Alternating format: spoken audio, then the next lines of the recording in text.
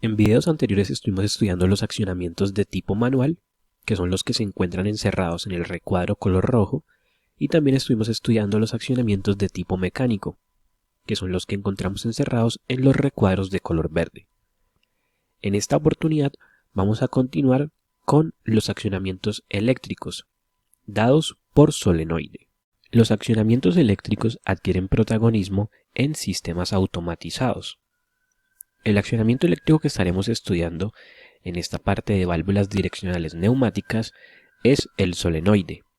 Entonces, cuando se mezcla la neumática, válvulas accionadas por solenoide, con otros elementos eléctricos como pulsadores, interruptores, relés, contactos normalmente abiertos, normalmente cerrados, finales de carrera, sensores de proximidad, temporizadores y sensores de presión, es cuando se da lugar a lo que se conoce como la electroneumática, que son sistemas automatizados a partir de la combinación entre elementos neumáticos y elementos eléctricos. Con lo que hemos visto hasta el momento ya podemos decir que tenemos dos formas de automatizar sistemas neumáticos. La primera de ellas sería utilizando accionamientos mecánicos, como por ejemplo pin, rodillo o rodillo giratorio.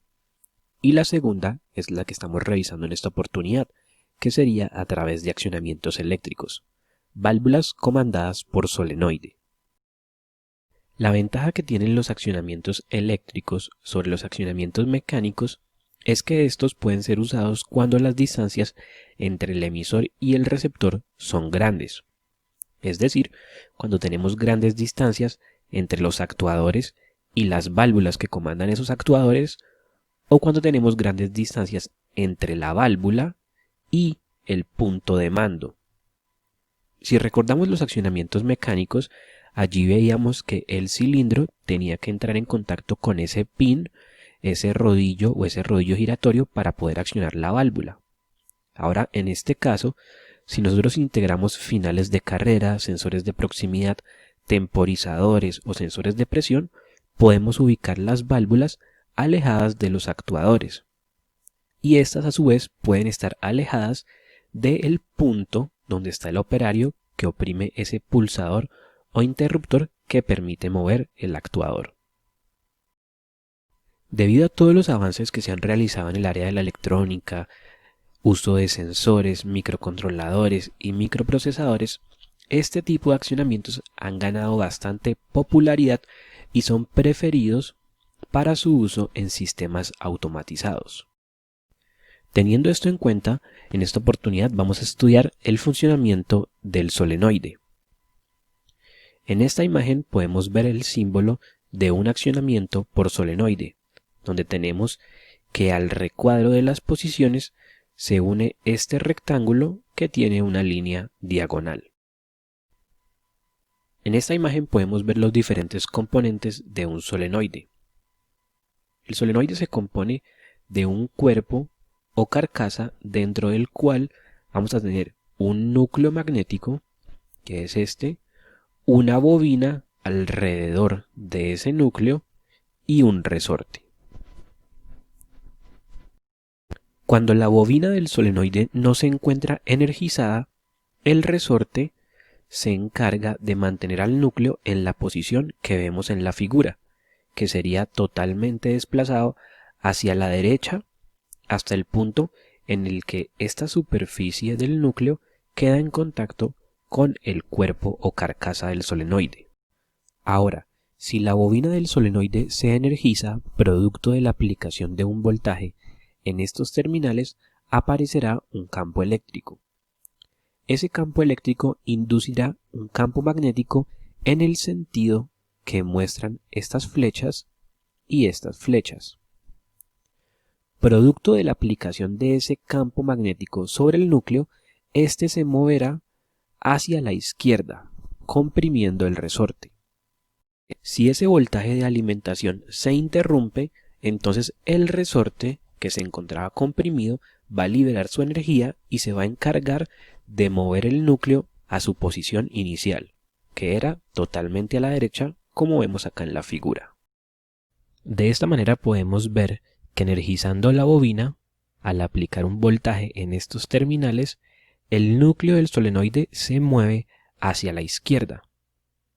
Y cuando ese voltaje se remueve, la bobina se encontraría desenergizada y por lo tanto el núcleo se movería hacia la derecha por la acción del resorte.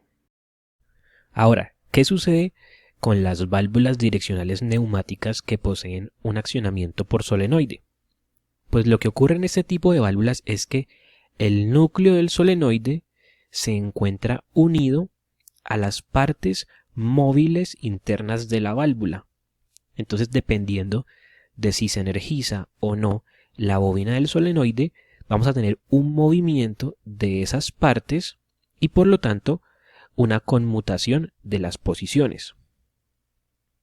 Supongamos que tenemos la válvula que vemos en este símbolo, una válvula direccional de 2 vías, 2 posiciones, accionada por solenoide con retorno por resorte, donde en la posición normal ella permite el paso del flujo de aire y en la otra posición lo bloquea.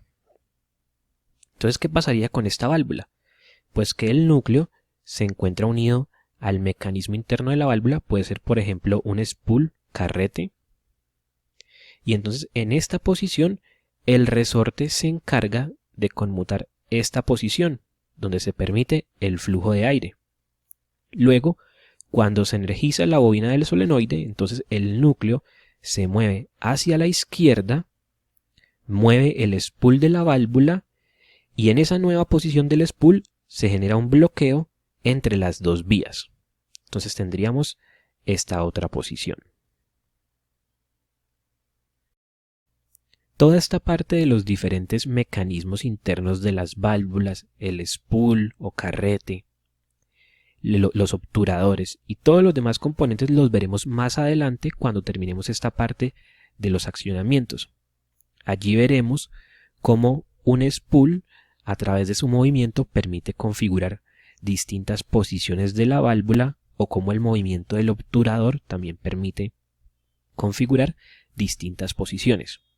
Por el momento estamos estudiando los diferentes accionamientos que hay para todas las válvulas direccionales sin importar su número de vías o su número de posiciones. Ya más adelante veremos cada válvula por separado de acuerdo a su número de vías, número de posiciones y los diferentes diseños que existen. Continuando con los solenoides, podemos encontrar 2 tipos de diseño: tipo pull y tipo push. El tipo pull es aquel en el que la carga o el objeto unido al núcleo del solenoide es alado cuando la bobina del solenoide se energiza. Entonces, en este caso, cuando el solenoide está desenergizado, se encontraría como muestra la figura. Y aquí en este espacio se encontraría el resorte, manteniendo al núcleo como vemos acá en la figura. Al energizar la bobina, este núcleo se movería hacia la derecha, alando esta carga. Y cuando se desenergiza la bobina, el resorte que se encuentra en esta parte se encargaría de mover al núcleo hacia la izquierda, hacia su posición inicial. Por otro lado, en el tipo push, tenemos que la carga o el objeto unido al núcleo es empujado cuando se energiza la bobina. Entonces, en la posición inicial tendríamos el núcleo acá, aquí encontraríamos al resorte que lo mantiene en esa posición inicial. Cuando se energiza la bobina, este núcleo se movería hacia la derecha, empujando a la carga u objeto. Y cuando se desenergiza la bobina, entonces el resorte que se encuentra en esta parte se encarga de mover hacia la izquierda al núcleo, a su posición inicial. Los accionamientos eléctricos por solenoide, usados en válvulas direccionales, no solo se usan para válvulas de 2 vías, 2 posiciones. También los podemos encontrar, por ejemplo, en esta válvula de 3 vías, 2 posiciones. En esta válvula, en la posición normal, tenemos que el puerto 1 queda bloqueado y el puerto 2 queda comunicado con el puerto 3, que sería un escape. y en la otra posición quedaría unido el puerto 1, que es la alimentación del aire presurizado, con el puerto 2 y el puerto 3 quedaría bloqueado. En este corte podemos ver el funcionamiento de la válvula. En esta parte encontraríamos al solenoide, acá tendríamos la bobina y aquí el núcleo. Ese núcleo tiene un juego de modo que acá en la parte superior de la válvula encontramos el escape, el puerto 3. Y aquí tendríamos el puerto de alimentación del aire presurizado y acá el puerto 2. Entonces podemos ver que cuando la bobina no se encuentra energizada, entonces este solenoide, este núcleo del solenoide, se encuentra movido hacia abajo, gracias al resorte. Entonces en esa posición, este puerto 1 queda bloqueado por el núcleo y el puerto 2 queda conectado al puerto 3 por el juego que encontramos acá en esta parte y en esta parte. Una vez se energiza ese solenoide, este núcleo se movería hacia arriba, bloqueando al puerto 3 y permitiendo ahora que el puerto 1 quede comunicado con el puerto 2. Si esa alimentación se interrumpe, volveríamos a la situación que vemos en esta figura, gracias al resorte, que se encargaría de mover hacia abajo al núcleo, bloqueando el puerto 1 y dejando al puerto 2 comunicado con el puerto 3. En válvulas direccionales de 2 vías 2 posiciones o en válvulas direccionales de 3 vías 2 posiciones, como esta que acabamos de revisar, únicamente es necesario usar un solenoide. Con ese solenoide estaríamos conmutando esta posición y la otra la obtenemos gracias al resorte. Ya cuando tenemos válvulas de un mayor número de posiciones, como por ejemplo una válvula de 4 vías 3 posiciones, ya sería necesario adicionar otro solenoide. De modo que por ejemplo este solenoide de la izquierda conmutaría esta posición, este solenoide de la derecha conmutaría esta otra posición y gracias a resortes ubicados en ambos extremos garantizamos que la válvula pueda retornar a su posición central.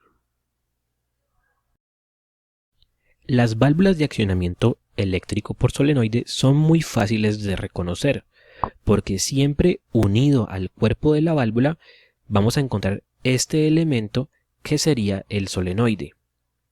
Y ese solenoide en su parte superior vamos a tener un puerto que es el puerto de conexión de la alimentación eléctrica.